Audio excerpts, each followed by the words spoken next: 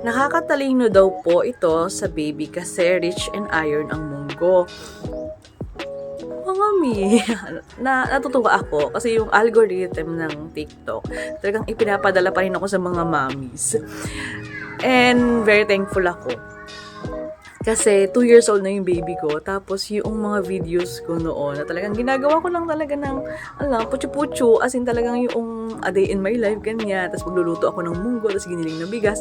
Ayan, lumalabas pa rin siya. Tapos ito kako-comment ni Mommy One Lucky Rose. Ayan, very talaga siya, nakakatalino. Personal experience And yun, I believe talaga malaking naging tulong noon yung mga all natural na pinakain namin sa kanya. As in talagang munggo, bigas. Yun muna yung unang pinatikim namin sa kanya para hindi siya maging mapili. Ayan, nag-pay off siya ngayon. Kain lang din ng kain yung anak ko. And 2 years old na siya. Share ko lang. Tapos itong video ko na ito, mga months old lang siya nung ginagawa ko. Yung video ko sa nag-comment si Ma'am One Lucky Rose. So, kahit na paano pala. So, sa mga mom affiliate dyan na gumagawa ng mga content para sa baby nila, at yung ginagawa ko para sa baby ko, ganyan. Share lang tayo ng share. Kasi kahit pa paano, may mga mommies din makaka-appreciate sa atin.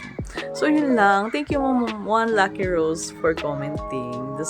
Pag i-click niyo yung comment niya, mapupunta kayo doon sa video kung saan ginagawa ko yung step-by-step process noong giniling na bigas at giniling na munggo. So, yun lang. Thank you for watching!